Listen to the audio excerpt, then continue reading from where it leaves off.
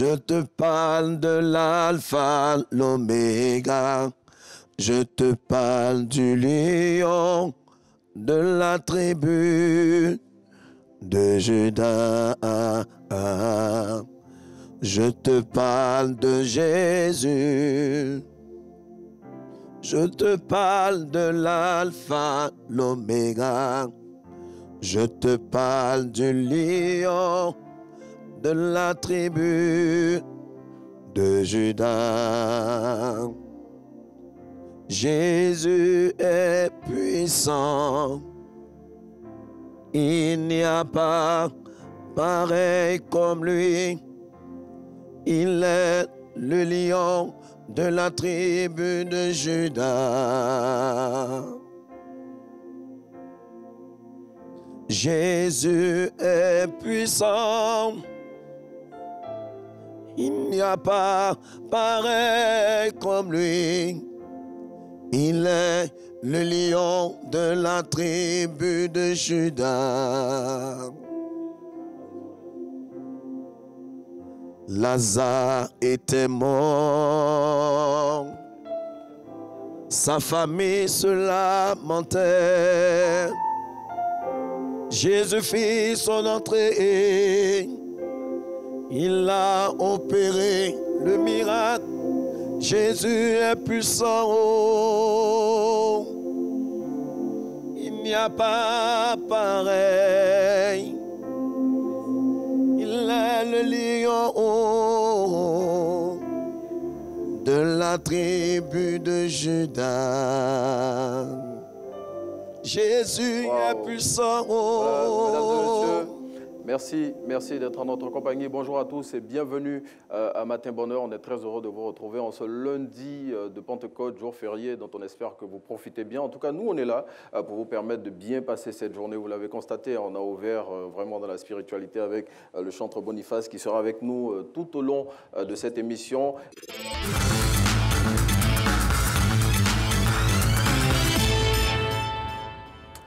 Voilà, merci d'être en notre compagnie. On est toujours à Matin Bonheur, assurez-vous. C'est juste le décor qui a changé pour accueillir cette rubrique Instant Vérité. Célébrer 50 jours après Pâques, la Pentecôte qui vient du mot grec Pentecôtse, qui signifie 50e, marque la révélation de l'Esprit Saint à Marie, la mère de Jésus-Christ, ainsi qu'aux apôtres. Dans l'environnement religieux contemporain, il n'est pas toujours aisé de comprendre les manifestations du Saint-Esprit et surtout de faire la différence entre le vrai et le faux. Qu'est-ce qu'un don de l'Esprit ?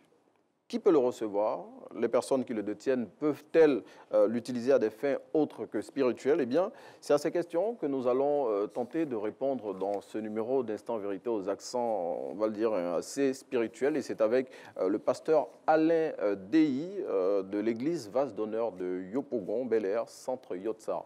Bonjour, pasteur. Bonjour. Merci d'être en notre compagnie et merci d'avoir répondu à l'invitation de Matin Bonheur. Dites-nous, pour commencer, qu'est-ce qu'un don spirituel? Alors, un don spirituel, comme c'est dit, hein, c'est une capacité qui vient de l'esprit. Oui. Voilà, donc c'est une grâce, c'est une capacité, c'est une habilité dont l'origine est le Saint-Esprit. Donc c'est ainsi qu'on parle de don spirituel par rapport au don naturel que quelqu'un peut avoir, une capacité qui vient de la nature, naturellement, qu'il a acquise. Et un don spirituel, c'est une capacité, c'est une grâce, c'est une habilité qui lui est donnée par la puissance du Saint-Esprit. Et cette capacité ou cette grâce, comme vous le dites, qui est donnée par la puissance du Saint-Esprit, mais à quoi elle sert? Elle sert à l'édification de l'Église. Il y a diversité de dons. Elle sert justement pour que la gloire de Dieu soit manifestée. Elle sert à aider. Elle sert à établir le règne de Dieu. Elle sert à montrer la puissance de Dieu, mais elle sert également aussi à édifier l'Église. Oui, édifier l'Église. Hein, et ces dons spirituels, là, pasteur, comment on les reçoit? Ça pourrait être difficile à comprendre hein, pour le commun des mortels. Comment on les reçoit, ces dons spirituels-là? Bon, c'est un don. Donc, La Bible dit bien hein, dans 1 Corinthiens chapitre 12, si vous permettez, on va lire un peu brièvement. Rapidement, hein. Voilà, Si on doit y aller. disciples. Les dons sont... C'est une grâce imméritée. Donc, c'est Dieu qui le donne il peut le donner à qui il veut, oui. comme il veut. Voilà, hein, il dit la diversité de dons, mais le même esprit, diversité de ministères, mais le même Seigneur. Voilà, donc Dieu fait grâce à qui il veut, diversité d'opérations, mais le même Dieu qui opère tout en tous. Donc, c'est quelque chose que Dieu donne, c'est une capacité, une habilité que Dieu, selon son bon vouloir, donne à qui il veut. Comme on le dit, Dieu bénit qui il veut. Dieu bénit qui il veut, mais c'est pour l'utilité commune, c'est pour la manifestation de la grâce de Dieu, c'est pour l'édification de l'Église. Donc, édification de l'Église, vous l'avez dit. Hein. Et je veux dire, en termes de dons spirituels, combien il en existe? Alors, vous savez, la Bible répond à toutes choses. Donc, la Bible dit qu'il y a diversité de dons. C'est vrai que dans 1 Corinthiens chapitre 12, on cite en général 9 types de dons, mais même dans le même livre de 1 Corinthiens chapitre 12, la Bible parle, n'est-ce pas, de la diversité de dons. Donc, en général, nous avons les 9 dons principaux en griffe. Hein.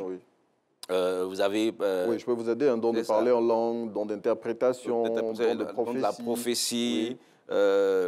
En général, on peut les subdiviser là en 3 parties, les dons d'inspiration, les dons de révélation et les dons de sagesse.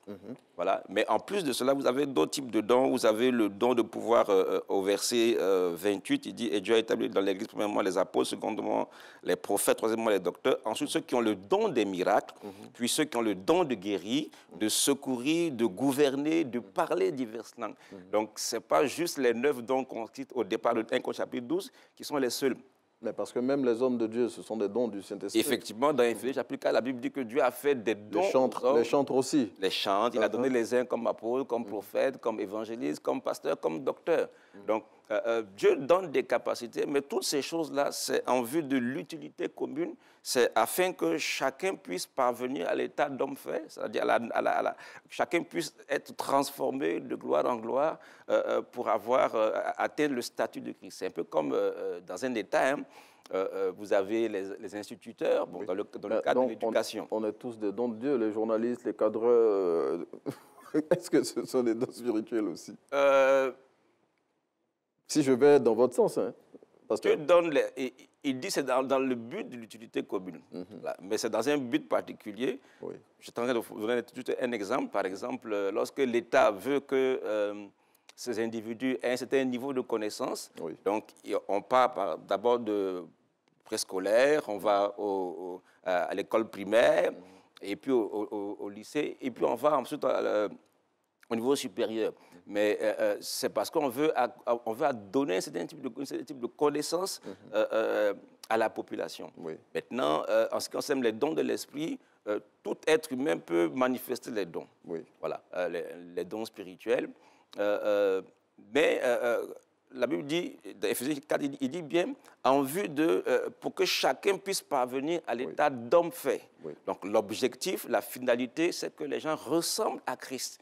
Voilà. Donc un cadreur peut effectivement contribuer à ce que quelqu'un ressemble à Christ, pourvu qu'il travaille dans ce sens. Voilà. Un cadreur, son objectif, c'est de pouvoir avoir un bon plan pour qu'on puisse bien me voir à la télévision. Bien dit, pasteur. Maintenant, dites-moi, pasteur, ces dons spirituels qui sont offerts par le Saint-Esprit, la plupart du temps, on va nuancer, hein, ceux qui reçoivent ces dons ne les utilisent pas toujours à bon escient.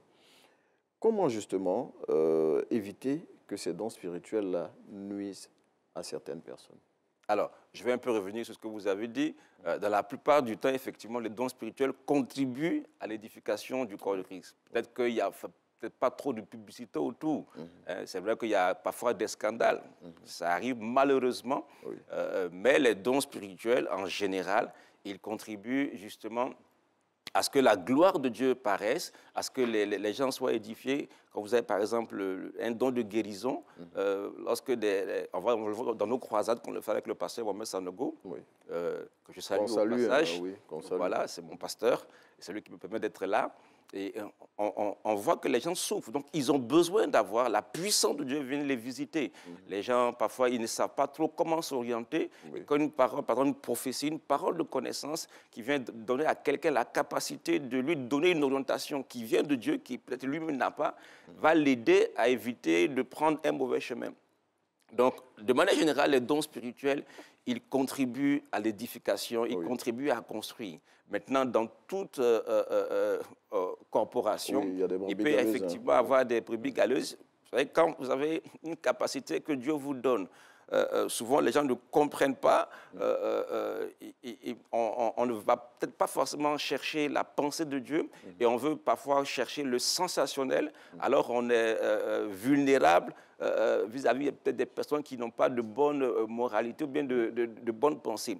Donc, quand quelqu'un manifeste un don, une capacité, une grâce par laquelle dont nous avons bénéficié, ça ne fait pas de cette personne-là quelqu'un qui a autorité pour diriger nos vies. En tout cas, c'est bien fait. Et justement, bien dit, hein, justement, comment faire pour reconnaître les vrais dons spirituels et les faux dons spirituels? En tout cas, pour ceux qui nous suivent ce matin, je veux dire, vous avez cité pléthore de dons qui sont accordés par le Saint-Esprit. Maintenant, comment faire la différence entre le vrai et le faux?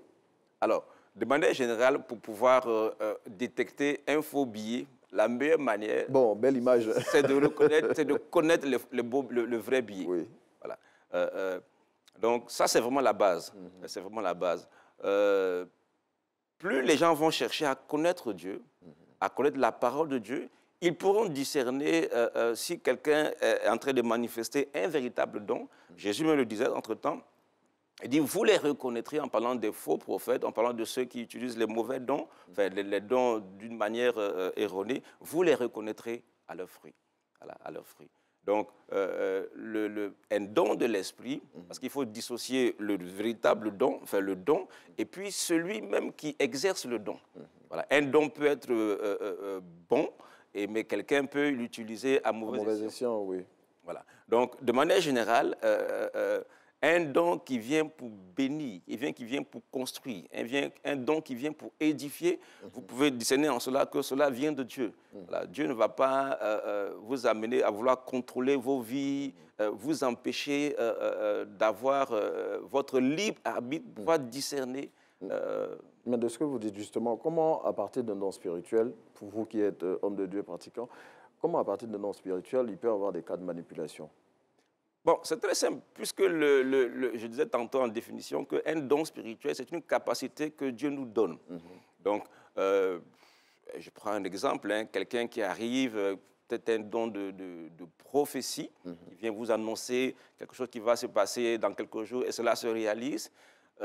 Si vous ne savez pas que c'est pas parce que quelqu'un a été utilisé par Dieu pour m'apporter une orientation, ça ne fait pas de lui quelqu'un qui va désormais diriger ma vie. Oui. Mais si moi-même, je ne vais pas pour aller chercher Dieu, pour aller avoir une relation personnelle avec Dieu, et que je veux peut-être m'attendre à ce qu'il y ait quelqu'un, parce que souvent, je pense que Dieu ne peut pas me parler directement. Donc, on a besoin d'un intermédiaire. C'est une pensée qui est erronée. Oui. Voilà. Ce que Dieu veut, c'est pour ça que je disais, les dons viennent pour l'utilité commune, pour que nous tous nous parvions à l'état d'enfer. Un instituteur, un enseignant qui forme un élève, il doit lui permettre de pouvoir lire sans que l'instituteur encore revienne toujours là à lui lire les choses. Donc c'est pour ça que Dieu donne des hommes de Dieu, Dieu donne des dons pour que les uns et les autres chacun puisse parvenir à l'état d'homme fait, que chacun puisse parvenir, ressembler davantage à Christ. Donc pour ça, ce qu'il faut déjà, c'est que chacun puisse, chercher Dieu. Que chacun cherche vraiment le Seigneur et non pas ce que le Seigneur peut donner. Cherche le cœur de Dieu et non pas la main de Dieu. Comment chercher le cœur de Dieu et non sa main? Chercher à lui être agréable. Oui. Chercher ce que Dieu aime. En quoi faisant? En lui donnant, chacun donne lui-même sa propre vie au Seigneur. Voilà. Pas simplement voir que Dieu puisse me bénir sans vraiment que ma vie lui soit agréable. Sans que ma vie ne lui plaise. Voilà. Ce que Dieu veut, c'est que les hommes le recherchent. pas simplement sa main, ce que Dieu peut faire, peut Dieu nous guérir, peut nous sauver, mais que notre vie même soit agréable à Dieu, que nous ayons une relation, une intimité avec Dieu. C'est pourquoi il ne faut pas être dépendant d'un pasteur, d'un prêtre. En tout cas, le mot est lâché, il ne faut pas être dépendant d'un pasteur ou d'un prêtre. Mais dites-moi, pasteur DI, justement, malgré ce que vous avez dit, il y a des gens quand même qui sont victimes de ces manipulations. Et quand on se rend compte qu'on a été victime de manipulation, qu'est-ce qu'on doit faire? Alors, si quelqu'un se rend compte que quelqu'un est en train de contrôler sa vie, parce qu'il lui donne des prophéties, parce qu'il l'oriente, et puis il veut peut-être le contrôler, d'abord, il faut savoir que chacun rendra compte à Dieu pour lui-même. Donc, le salut est personnel. Le salut est personnel. Il est individuel. Donc, vous ne pouvez pas laisser votre vie entre les mains d'un gourou, de quelqu'un sans lequel vous ne pouvez pas boire de l'eau, sans lequel vous ne pouvez pas voyager. Bon, l'image, voilà. elle fait un peu rire, mais bon, c'est cela le cas. C'est cela, parce qu'en fait, ça vient parce que souvent les gens aiment le sensationnel. Oui. Voilà. Donc, si vous sentez que vous êtes quelqu'un qui est en train de contrôler votre vie, parce que Dieu ne contrôle pas. Voilà. Dieu peut faire il laisse le libre arbitre. Mais il nous laisse conduire. Oui. Il dit, voici la vie, voici la mort, voici... choisis la vie afin que tu vives. Donc, Dieu nous donne des orientations, mais il ne choisit pas pour nous. Oui. Il nous laisse choisir. C'est pourquoi chacun, donc, rendra compte à Dieu pour lui-même. Si vous sentez que vous êtes victime, vous êtes sous contrôle, sous une emprise, sortez de là. Sortez vite même. Voilà. Sortez vite. Ne restez pas dans une atmosphère où vous sentez quelqu'un qui contrôle votre vie et qui vous manipule. Jésus ne manipule pas les gens. Jésus, il nous montre le chemin et puis il nous donne le conseil de prendre le chemin qui va contribuer à notre épanouissement, qui va contribuer premièrement à la gloire de Dieu. Voilà. Et nous prenons ce chemin. Si vous sentez que vous êtes dans un environnement où les gens vous manipulent, ils contrôlent votre vie, ils contrôlent votre foyer, ils contrôlent votre argent, ils contrôlent, c'est-à-dire vous ne pouvez rien faire sans lui. C'est que vous êtes certainement sous l'emprise d'une manipulation. Sortez de ce lieu, sortez vite, ne restez pas là-bas. En tout cas, le pasteur Alain Déhi l'a dit avec des mots forts et des gestes aussi assez forts. Si vous vous rendez compte que vous êtes victime de manipulation, c'est le pasteur Alain Déhi qui l'a dit, sortez de là-bas, n'y restez pas. En tout cas, pasteur, merci d'être venu parler de ce sujet avec nous. En 30 secondes, qu'est-ce qu'on peut retenir? Alors, les dons spirituels, ils sont très importants. C'est pourquoi la Bible dit aspirer aux dons. Aspirer aux dons. Donc, même s'il y a des brebis galeuses, même s'il y en a qui utilisent de manière pour pouvoir faire du mal aux gens, ça n'annule en rien le bon côté des dons spirituels. Ce n'est pas parce qu'il y a des faux billets qu'aujourd'hui les gens ne vont plus utiliser les billets. Oui. Voilà. Donc il faut utiliser les dons, il faut les rechercher dans la prière et puis il faut permettre à ce que ces dons-là puissent contribuer à l'épanouissement. Dernière chose, ce n'est pas parce que Dieu m'utilise pour faire bénéficier de quelqu'un d'un don que ça me donne l'autorité pour de vie et de mort sur la personne, en tout cas. Merci au pasteur Alain Déhi de l'église Vase d'honneur Yopougon Bel Air, centre Yotsa, d'être venu nous édifier sur ce sujet. Une manifestation du Saint-Esprit, une manipulation. Merci d'être venu. Et je vous l'avais dit, cette émission aura des accents très, très spirituels parce qu'aujourd'hui, nous sommes au lendemain de la fête de Pentecôte, là où le Saint-Esprit a inondé la terre. On va retrouver Boniface, la fête de la Pentecôte. Pour toi, grand moment. Oui, c'est comme pour aller un peu dans son sens. Vous savez, le Saint-Esprit est ce qui nous permet de nous exprimer dans le surnaturel. Oui. En réalité, c'est un peu ça, dans le surnaturel. Parce que c'est pour cela qu'on dit que vous devez chanter en esprit et en vérité. En fait, le Saint-Esprit nous permet véritablement d'exercer ce tordre-là entre griffes. Voilà un peu. Bon, Mère ici, c'est une grande chanteuse. Oui, donc, et il a dit, là où 2 ou 3 personnes sont là et elles parlent de ça lui, risque de il est devenir, présent. Ouh là là, je sens déjà ça. Je sens déjà sa présence. Là, on est bien là. Oui, très bien, oui. Oui, on est bien. C'est bon, hein? Oui. Et on a senti tout à l'heure quand Mérissi est en train de chanter à la suite de Boniface, cette onction-là qui est en train de descendre sur le plateau. N'est-ce pas? Et Mérissi, je veux dire, la Pentecôte, pour toi, qu'est-ce que ça symbolise? Je veux dire, depuis que Mérissi est chantre, j'imagine qu'on a passé plein de fêtes de Pentecôte. Qu'est-ce qui t'aura marqué parmi toutes ces célébrations? Comme je dis, ce qui me marque, c'est que Dieu nous fait la grâce d'avoir son Esprit Saint tout le temps avec nous. Oui, oui. Et ça, déjà, c'est une grande joie, c'est une grande fierté pour moi. Ça me plaît, j'aime ça parce que ça me permet de compter sur lui seul. Pas de compter sur les hommes, mais sur lui. Il dit que quand l'Esprit de Dieu est présent comme ça avec moi, je sais que même quand il n'y a plus d'espoir, je peux arriver à bon port. Même quand il n'y a plus d'espoir, elle a dit, Boniface, je veux dire, pour toi qui as demandé le titre de la chanson, cette chanson-là qui, moi, m'a fait rêver, hein, j'imagine, pour plein de téléspectateurs aussi, le fameux titre, pourquoi ça m'échappe à chaque fois que j'en parle? Non, pas je te parle. À quand ma victoire? À quand ma victoire? Mais cette victoire-là, ça devrait être celle du Saint-Esprit aussi. Tant que le Saint-Esprit n'est pas en nous, on ne l'a pas, cette victoire. Vous ne pouvez rien faire sans le Saint-Esprit. Ce n'est pas possible. Ce n'est même pas imaginable.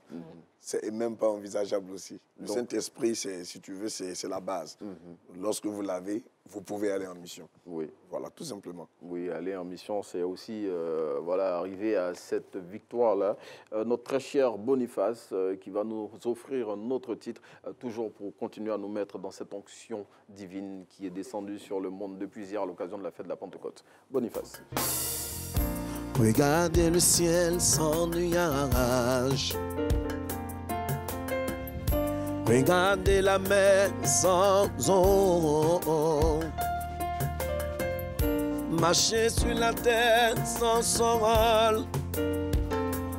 Seigneur Jésus, à quand ma victoire?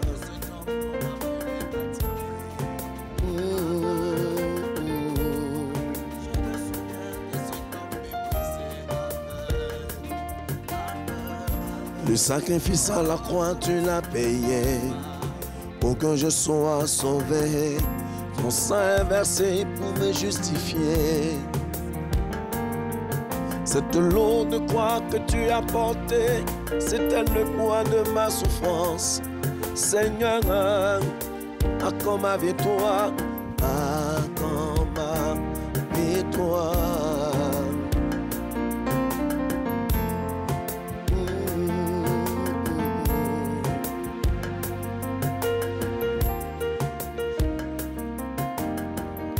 Le sacrifice à la croix, tu l'as payé pour que je sois sauvé. Ton sang est versé pour me justifier. Cette lourde croix que tu as portée, c'était le poids de ma souffrance. Seigneur, oui, à quand ma victoire? Je regarde devant moi, la belle dame n'a pas encore enfanté. Celle qui t'attend chaque jour, son mari vient de la divorcer. Ceux qui t'attendent Jésus, plus rien ne va. Seigneur, oui, à comme avec toi. Dis avec moi Jésus, Jésus. Et voilà, Jésus, en tout cas, on reste dans l'adoration et surtout, merci d'avoir été en notre compagnie tout au long de cette émission. Premier jour de la semaine, c'est férié aujourd'hui, profitez bien, on espère vous avoir envoyé l'onction qu'il faut pour bien passer cette journée. Merci à Mérici, merci à Boniface, merci à nos invités, merci à toute l'équipe qui a permis de mettre cette émission en route et surtout de la réaliser. Merci à la rédactrice en chef Angélique Aoura, Claudia Nguessan, la chargée de production qui était avec nous. Et on se retrouve demain pour un autre numéro de Matin Bonheur.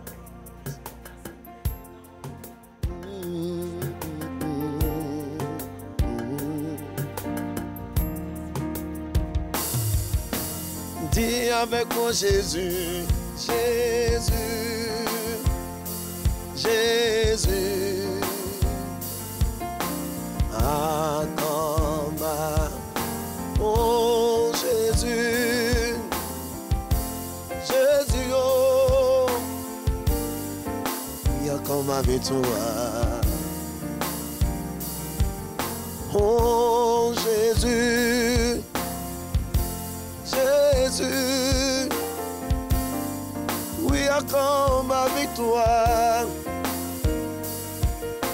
oh Jésus. Jésus, Jésus, oui, comme avec toi. Jésus, Jésus,